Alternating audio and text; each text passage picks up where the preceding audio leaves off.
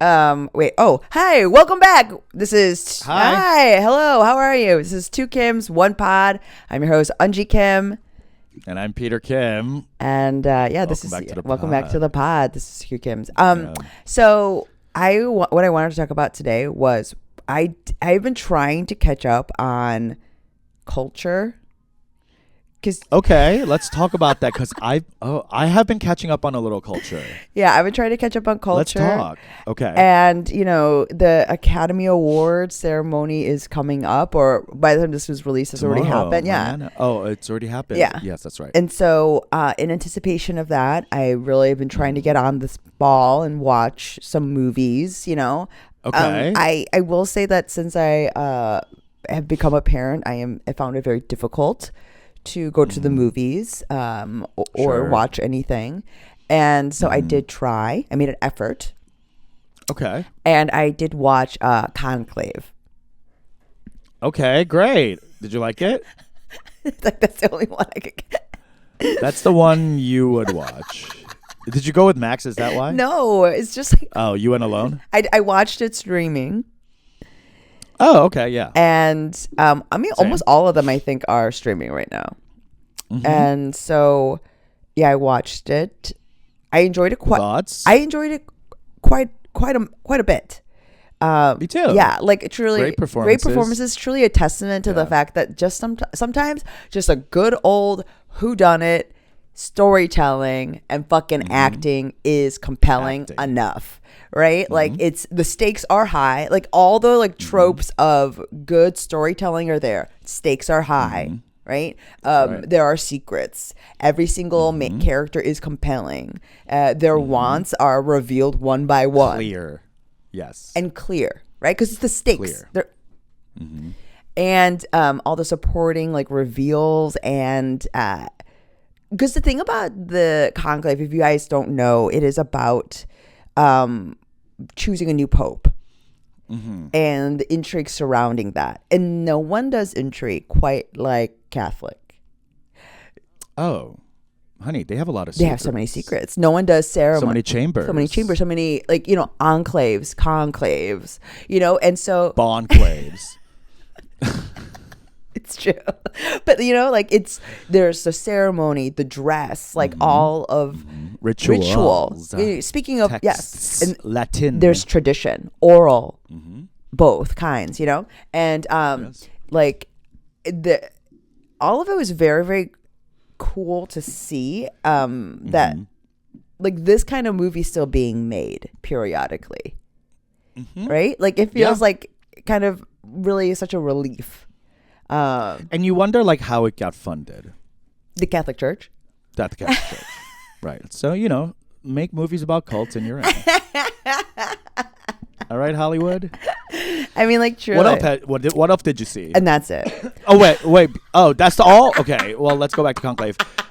Who in the cast do you think deserves an award, if any? I mean, I think Ray Fiennes is the only one. He was good. He's always good. I liked Lithgow. I thought he had a great performance. Yes. The one I was underwhelmed by, I will say, was Tucci. Yes. And I think it's because of his American accent. Yes. I'm like, why didn't you choose a European accent? Or just something. Sounds Or even something or even like a posh American like accent. Mid-Atlantic. Yes. Like he sounded like a New Yorker. Yeah, he sounded whiny. Whiny. Right? And I needed more dining. Yeah. Okay? He wasn't for me. He didn't get nominated, so yes, no, it was not for anybody. So it's Yeah. really not for anybody. But it was Yeah. like I agree, and like even like that sort of political bent to it, and this idea of conservative and liberal feels particularly prescient in this moment as well. Absolutely. And Yes. it's a good reminder that the struggle between conservative and liberal, new and old, is everlasting. Okay, we're back to Conclave. Sorry, quick. Well, I don't know what happened there. No, but the part about all of it is Conclave 1, it's great, storytelling, blah, blah, blah. It's like, it very felt reminiscent of like a different time. Mm-hmm. Yeah, of kind of old school movie. filmmaking. Yes, like Spotlight shit. You know, Yeah. another. Well, that's what I'm saying. Like, we don't have the budget for these type of movies anymore. Mm-hmm. So I was wondering how it got. You know what I mean? It Yes. must be the church, right? No, because it doesn't I put don't know. the We'll see. church in the best light. No, I know, but it's still the church. There's no bad PR, honey. That's what Blake and Ryan are saying. That's right. No, in their case, I think it's bad. I think they're gonna be the first ones to break that idiom. And I think that's why they're bowing out of that lawsuit. Are they? Yeah. Oh, I didn't see that. I think they're like the curtains. They're slow exiting. Yeah. Or okay, they didn't make an announcement, right? That I don't they're know. I dropping it? just saw it. I saw it on TikTok recently where I was like they dropped some part of the lawsuit. Oh, They're doing a okay. slow rollback, I think. Oh, I see. Okay, Yeah. so this isn't like a quick rollback like the DEI initiative in America. This is a really slow. It's not abrupt. It's not abrupt and disruptive or anything like that. No, they're trying to do a slow fade, right? Like hoping no Yeah. one notices they left the party. Imperceptible. Yeah. Okay, You know? I see. I think that's like, and it's, happening with, I think Drake just settled with iHeart. I thought it was with Universal, UMG. Or no, it was with iHeartMedia? something. Oh, wow. Okay. Don't quote me, because again, I'm getting all of never my do. information. Yeah, I'm getting all my information from sus sources, like Joe even Rogan. on Joe Rogan, Yes. Jaguar Wright, a guy that I just like has only 3 comments. Like those are the people I'm like, this is compelling. Yes. Literally anything that shows up on her FYP, she is I'm saying I'm nodding. I'm taking agreeing. as Bible. And if I agree with it, especially, I'm like, great. I have this thing that supports my feelings. Yes, And this is correct. That's why I'm telling you everything I come across on my FYP affirming that Stevie Wonder can see. So I'm just saying that you should not take my word as gospel, but like, that's like literally, I made such a great effort to try to re-engage with culture, and the only thing I got only as far as Conclave. I couldn't. That's tough. That's tough. I mean, you watched a good one. I wouldn't. I would say, would I have skipped that one? No, I thought it was good, and it gives like diversity in the types of white men we saw on screen. No, it gives like diversity of story, and like even like kind of brings up the median age, with all these Timothée Chalamet's running around. Yeah. He's in 2 Oscar-nominated movies. I Which is know. too much. Go away. Like overexposure is truly a thing, and let me just say, Timothée Chalamet and Beyonce. I need both of you to sashay away just for a season, 3 months, 12 for weeks, 2 or 3 days, a trimester. Just Yes. go on vacation for a second. Like, and this is me being too plugged in because I can't not be, and I'm seeing too much of them.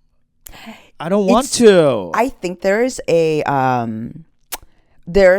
Andre Leon Talley quote in the documentary September issue about that Love issue that of Vogue, documentary. and it's Andre behind the desk. We're just being like, there's a famine of beauty.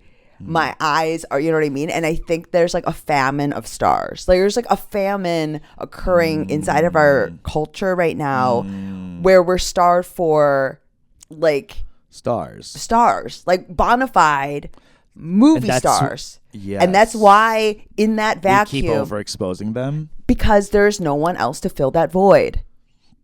God, should I fucking get fit? Is this the world calling for Peter Kim? Is this my bat signal? I will say the narcissist in me thinks that sometimes I'm like, should I just get on Ozempic and just carve out my body and become a sex symbol? And Peter, what? I'm telling you, it's like What? it is this narcissism, this belief in It Like is hero worship? I don't know what it is, but it is like so simultaneously dangerous and I think vital to our survival in this business. Like I 100%, of course. last night I had to headline 2 shows out in the suburbs, Mm-hmm. and both of my scents went bad. Like I didn't bomb, but they were not good, right? And see. and Was it a showcase or were you headlining? I was headlining, and so like poof, and so it was work, and I didn't want to. Okay, and there was this moment where after the show, I am going to the bathroom, and I'm like kind of going over like what happened, and I know what happened, and it's just this is me, right? It's a thing about me, and I know exactly what happened, and I'm looking at myself in the mirror, and Peter, I literally thought they hated you because you're so beautiful. Were you dressed like slutty? Or not Kind slutty, of, but like kind you of, were, right? yeah. Okay. And so, okay. like, I was, like, I see why you literally- said that. Yeah. Because you put I a lot of literally- effort in. And I was like, they hated you because you're so beautiful. And like, you're like too hot. And then I was like, and then I came home and I told Max that, and I was like, and don't forget, also too funny. And I was like, yes, that's why. I was too funny, And too too beautiful. How And then, dare and you. then later I came back and I was like, and also too smart. And those are all the things that classically people don't like. In comedy. And but I mean, like the narcissism of it all, it does like gird your like ego, and there's something about it that does keep you safe, but is so deeply delusional. Like it's mental I think illness. there's like I recently heard an interview with Hunter Schafer. Mm-hmm. For those of you who don't know, she's a trans activist, actor, model, Euphoria, Hunger Games, prequel, blah, blah, blah, blah, bunch of stuff. The most striking looking person I've ever seen. Yeah, tall, Yeah. like an It's- elf. Yeah, Right. elfin.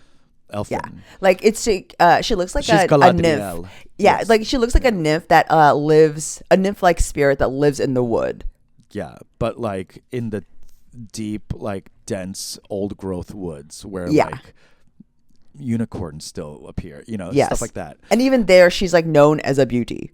You know, Yeah, even though they're there are like, other nymphs. Don't approach her. Yeah. So she's talking about how she thinks of the hunter that the public gets to consume Mm-hmm. is her drag. And the real hunter is Sure. preserved for the real ones. Yeah. So she has to think of herself out in the world Mhm. as a drag queen or a character, Sure. because there has to be a split, or like there has to be a clear demarcation of who that is versus who this is, because otherwise it's what you're talking about, mental illness, right? Yeah. Because you get wrapped up. That's why our people get fucked up, is that you Yes. start believing the drag queen. Oh, absolutely. You Yeah. know, it's like Brian starts believing that you are Trixie Mattel, but you're actually Brian. You Yeah. know, like that thing. So I thought that was like, what a simple statement, but I had never thought of it that way as a Really? comedian, because I don't think I really experienced fame in any like But I mean, there's a particular split. way. Sure, but there's a split between. I call it like it's a Mark Maron thing where he's like, it's the version of you that lives up there. Well, on stage, Yeah, yeah. yeah. But like, I didn't really think of my persona on stage translating like to the person on screen, the person who's doing interview, the person who's like that's all I that see. person. Yes. I only think of it as like when I'm on stage, I'm that version of me. Right. I don't think of it any other time I'm off of stage. I'm me. Mm-hmm. But you know what I mean? But like what she was saying is that persona has to exist for the people to consume. Yes. Everywhere, on screen, out in your fucking media things, the press junkets, whatever, where people are eating from you, you have to be the drag queen. And then you have to take the makeup off, take the wig off, lashes off, and become take the yourself. corset, yeah. But these young people don't, and including myself, I don't know if I have that practice of like off. Not at all. I do on stage, but Sure. like nowhere else, because I just haven't been privy to that. That type of consumption. Maybe like on IG. But I guess that there's also a certain period, a part of it where the ones that are the most adept at it, like there's a consistency certainly that you see across the board. Yeah. Right. And when you say like Beyonce versus this, like she's the parts of you're allowed to consume, there's consistency. And that's why she's also put a spigot. Well, she is able to have complete control over it. Yes. And so that's my also, dream. But also the access. So she also has like closed off access to what we're able to eat of her because she has to have that consistency. That's enough. You that's little enough. Piggies. And we said, okay, whatever you'll give us. Thank you. Yeah. She went on the Tyra Banks show and Tyra ruined it for the rest of us. She really did. Because she was like, Beyonce. Who does Beyonce think she is? I'm like, what the fuck? And Beyonce was like, never again. Beyonce. Who would you free out of the slaves of 1600? Truly, like there's moments where I do miss Tyra and Wendy Williams in our culture so desperately, especially in this time, because they would be vital in bringing forth more stars. Because they would be doing Instead, we have J Hud. This is what I mean. They would be screaming that there's a famine of stars. I'm starving, right? They would just be. They would dispose of all this little people, dispense of them like the ants they are. But you know what? I think it does make sense that we are bereft of stars right now because there's been a verticalization of power, and so again, only like 3 or 4 people own anything. So like. When 3 or 4 people own anything, there can't be a lot of stars. There could only be 3 or 4 stars, one per owner. But our galaxy is big. We need more stars. I know. The night sky is dim. Please give us more stars. For a while, there's we kind of found them on TikTok, I guess. Like I would say, Brittany Broski is a TikTok star. Yes. Is she a movie star? No, but. How about this? How do you make movies? Honey, this is what I'm getting at. We cannot. There's an issue when the person interviewing the person in the fucking movie is more famous. More famous, yeah. Okay? Like, this is what I'm talking about. Yeah. Like, I'm talking about a goddamn movie star. Right. I don't need a good actor. Right. I want a movie star.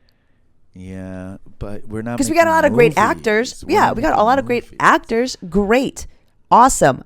I don't fucking care. You know what I mean? I want a movie star.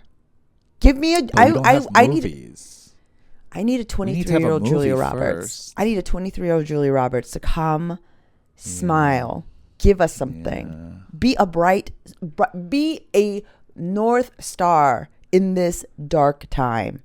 Yeah. I guess we have TV stars now. You know what I mean? Like it's kind of like it's cascaded down to TV as being like it's breaking stars now. Like Euphoria or like Severance or like, I mean, I hate to give them props, but Shogun, like these are breaking the new stars. But I mean, Shogun is sort of prestige television. That's what I mean. Premium television is what movies used to be. I mean, and that I would argue absolutely, but Anna is absolutely I think up there in terms of being able to do it. I haven't seen enough of her on a press junket to know too much of her. Yeah. So, but she is gorgeous and gracious, like literally all the things. And her fashion is always on she's like, so one of her my favorite dresses of hers is a Korean designer. Oh. I forget what the fuck her name is. Is It's it like that Mrs. red one that kind of like comes out a Yeah. little bit? So it's called Mrs. She's called Mrs. Like it's like she's like a young. She's based out of London. She's Korean, and her Paris, I believe it was maybe her second or either debut collection. It is stunning. Like it's exciting. It's exciting. But this is what I mean. I want something exciting, new, superstar. Like there's no reason. She's giving it to you. She's wearing her dress. No, I'm saying like something like this in fashion is occurring. There are new stars. But you're not saying in movies it's not. Yeah, I mean, it's hard. Movies, there are no movies left. Like there used to be like 5 movies a month. There's like maybe 1 or 2 now. You know what I mean? Like so that's why it makes it more important. But that's what I mean is that like because there's less space for actors to pop, they're not going to pop actors anymore. They're just going to keep using the same IP. Yeah. I mean, it's just like that's all. It's just a famine. It's a famine. It's a famine. And so we're in a drought. And so like, having re-engaged with culture in this way, I felt that yeah, because you watch Conclave, with the oldest, whitest men possible. You're like, what is this? If you watch the other movies, you will have seen there are female stars out there. Oh, and Timothée. Timothée. No, female and Timothée. But like I'm talking about like the women are ruling the roost now. There's not a lot of male stars anymore, which thank God. But you haven't seen The Substance yet. Demi, absolutely. I'm not. I cannot handle The Substance. But you like Demi in this. You thought it was incredible. I thought she gave an incredible performance. And does she deserve an Oscar? Probably not. But over Cynthia Erivo, I thought Cynthia Erivo gave such a delicate, beautiful performance of Wicked where I didn't even care that she was like a witch in green makeup. You know what I mean? Like she just disappeared. So I think she should win, but I think she'll win for Wicked Part 2 so that they could give this to Demi because Demi's been kind of on a run right now. Yeah. And she is, elder stateswoman, blah, blah, yeah. blah. But I thought her performance was incredible, but more, it was written, directed, edited, and produced by one French woman. Mm-hmm. And I watched on YouTube, there is a inside whatever with her filmmaking process and like everything she had to go through to make it. I mean, exhausting. I was hard. Like I was like not just impressed, but like the amount of vision she had. Like literally every shot she had like she knew she was going to get that shot and edit it this way. You know what I mean? Like I'm sure that's a pain in the ass to like studios, but like that gets me off because it's total auteurship. It's total visionary stuff. And guess what? She made a film that is fucking visionary. And of all the movies the fucking 1,500 movies that are up for Best Picture, I think that is the one that should win. Wow. And I've watched 80% of the movies. What the only thing I watch? haven't watched is The Brutalist, which actually might win because people love that stuff. They do. They love a sad Holocaust. They really do. Yeah. And it's just, like it's up against Wicked, a musical. So like it's so tonally like weird. Sure. Yeah. Category. So like whatever. I'm sure they'll give it to him. But and there's another movie called I'm Still Here. I think it's a foreign film. That I haven't seen either. But everything else I've seen, I don't know. I think this might be crazy, but I thought Dune 2 was incredible filmmaking. Yeah. And things like I have never even seen before, kind of like in an Emilia Perez way, where I'm like, oh, this is also visionary and like striking and it pushes you. It's like art. There was a lot of art this year. People really disliked it for its self-seriousness, and I would say at least I loved it. Like I mean, loved it for that. It's like also it's bold. It's like brave filmmaking. You know what I mean? Like it's vision. Like that's what that gets me off. That type of filmmaking gets me off. Which, if you liked Emilie Perez, you'll love The Substance because it's singular. Like this bitch has something to say, and she's gonna show it to you in this fucking layered, metaphoric, cool. She did all the sound editing. Like she wanted you to go through a fucking experience, and you did. You know what I mean? I mean, it's the auteurness of it all. Like I've just been recently. I watched Age of Innocence. Have you ever watched that? It's a Scorsese. It's like during Scorsese's era where he's really going for it. It's like when he did. It's a period piece. It's like he did that. He did. He was like doing all the genres, and it's like when you see Scorsese at his most like fan of cinema self, right? Because at first and foremost, that is something you know about Scorsese. He loves movies. He likes all movies. He's a geek. He's a geek about it, and so he's taking a stab at it. He's like, "Let's go. I like this." Yeah. And you know, I was going through it. I'm kind of going through a Scorsese thing, and like if you're talking about a tour, like that, there's that montage in Goodfellas. Like he knew the song that montage was going to go to, and he had the people like the garbage men like throwing stuff. Like he had that song playing on set so they could time it.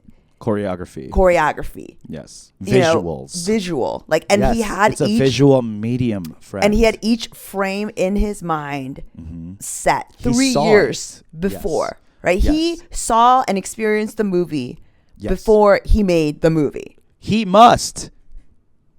And so you must. And here, this is the craziest thing that I will end with this one bit that our friend Benda and I were talking about this. There are people, and this also helped me with my temper. There are people who do not see. But Stevie Wonder can. And we'll wrap it up there, folks. Thank you so much for listening. We'll get into the visionary stuff next episode because I really do want to talk about it. But this was fun. Thank you so much for listening, and we'll talk to you next time. Bye.